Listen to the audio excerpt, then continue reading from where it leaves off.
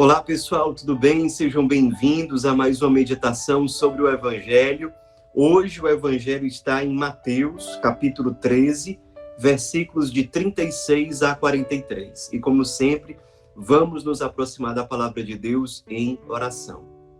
Em nome do Pai, do Filho e do Espírito Santo. Amém. Vinde, Espírito Santo, vinde por meio da poderosa intercessão do Imaculado Coração de Maria, vossa amadíssima esposa. Vinde, Espírito Santo, vinde por meio da poderosa intercessão do Imaculado Coração de Maria, vossa amadíssima esposa.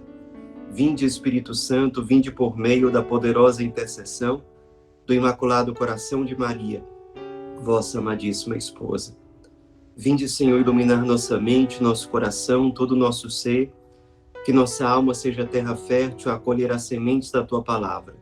Ela gera em nós muitos frutos de conversão e de ressurreição. Tua palavra seja mais uma vez nosso alimento a nos fortalecer, nossa luz a nos conduzir e orientar. Fica conosco, Senhor, porque sem Ti nada nós podemos fazer. Pai nosso que estais nos céus, santificado seja o vosso nome. Venha a nós o vosso reino, seja feita a vossa vontade, assim na terra como no céu. O pão nosso de cada dia nos dai hoje, perdoai-nos as nossas ofensas, assim como nós perdoamos a quem nos tem ofendido, e não nos deixeis cair em tentação, mas livrai-nos do mal. Glória ao Pai, ao Filho e ao Espírito Santo, como era no princípio, agora e sempre. Amém. Naquele tempo, Jesus deixou as multidões e foi para casa. Seus discípulos aproximaram-se dele e disseram: Explica-nos a parábola do joio. Jesus respondeu: Aquele que semeia a boa semente é o Filho do Homem. O campo é o mundo. A boa semente são os que pertencem ao reino. O joio são os que pertencem ao maligno. O inimigo que semeou o joio é o diabo. A colheita é o fim dos tempos. Os ceifadores são os anjos.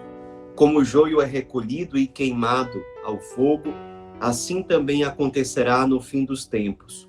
O Filho do Homem enviará os seus anjos, e eles retirarão do seu reino todos os que fazem outros pecar, e os que praticam o mal.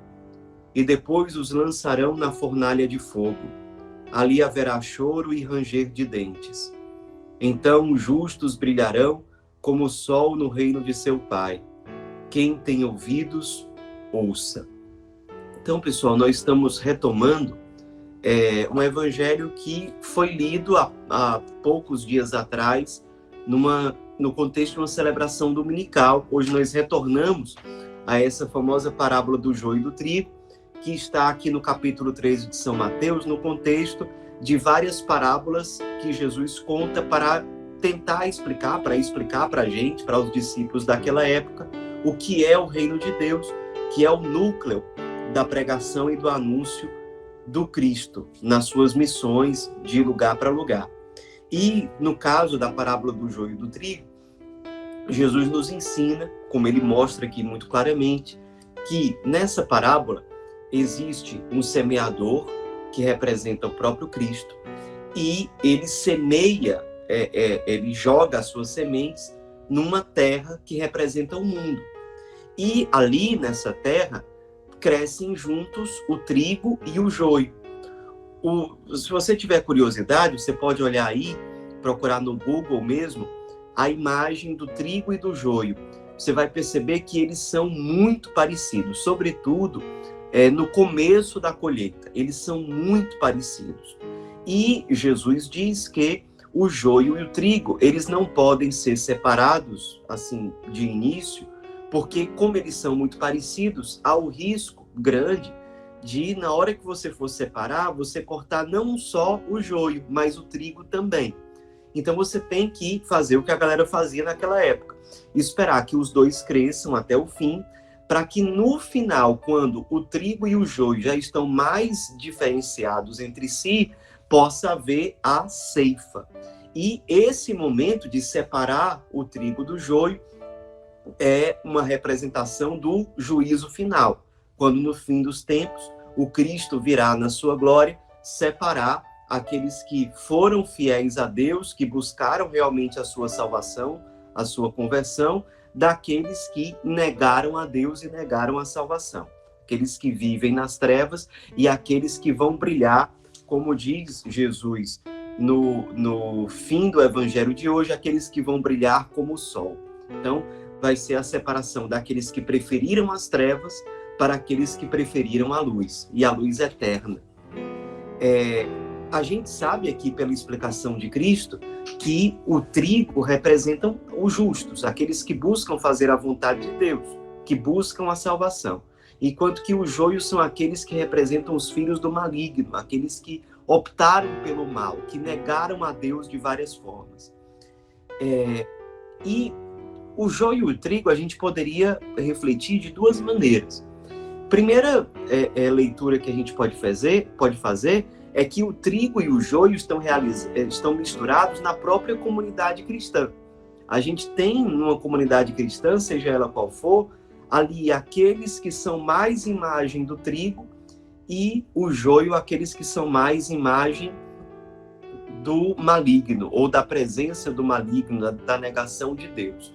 E ali, na comunidade cristã, joio e trigo estão misturados. A separação só vai acontecer no fim dos tempos. Até então, nós temos, graças a Deus, pessoas que buscam a santidade, pessoas que, inclusive, já são santas, e outras pessoas que, infelizmente, não têm essa abertura, essa disposição. O que acontece ao longo do tempo que faz com que o joio se torne mais diferente do trigo, a ponto de haver uma separação no final? É que acontece o seguinte: no início, os dois são muito parecidos. Só que o trigo, como ele vira alimento, ele passa a ter uma consistência interior maior, que é o próprio alimento que vai ser utilizado. Então, como ele vai ganhando, digamos, a gente diz aqui no Ceará, uma substância interior, ele vai ficando mais pesado interiormente, ele vai ganhando força interiormente, e ele, por conta disso, ele vai se inclinando, ele vai descendo.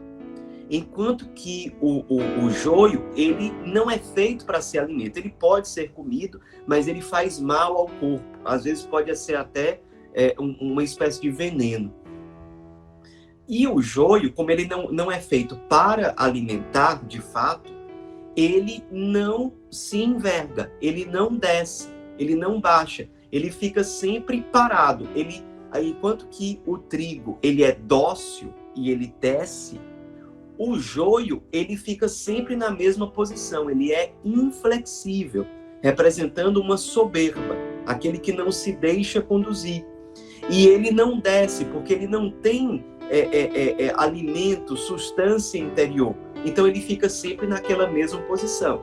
Então, no fim das contas, a separação, quando o trigo se torna maduro, ele passa a ter um interior muito nutritivo, por isso ele se enverga, ele desce e ele é dócil, digamos assim, àquilo que ele foi criado para ser. Enquanto que o joio, ele fica na mesma posição, estático, ele não muda, ele não é dócil, ele não aceita mudar.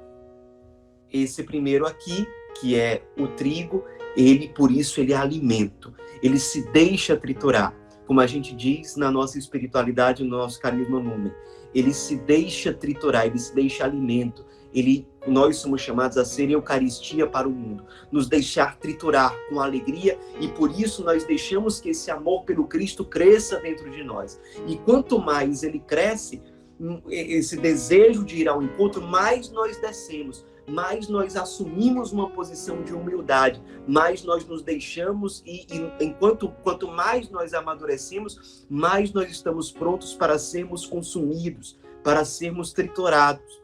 Enquanto que o joio é símbolo da soberba, do orgulho, daquele que não é dócil, daquele que não se enverga, daquele que não desce, daquele que não é humilde, que não pode, portanto, alimentar ninguém, que inclusive pode até enganar no primeiro momento, mas que quando o tempo vai passando e a verdade aparece, fica revelado aqueles que se abaixam diante da vocação que eles receberam, daquilo que eles foram criados para ser, e exatamente nesse baixar-se, nesse dar-se, eles encontram o seu próprio caminho, a sua própria salvação, daqueles que vão ser cortados. E vão ser cortados aqueles que não servem para nada, aqueles que não são resposta, aqueles que não descem, aqueles que não prestam para alimentar ninguém. Como é que nós temos amadurecido?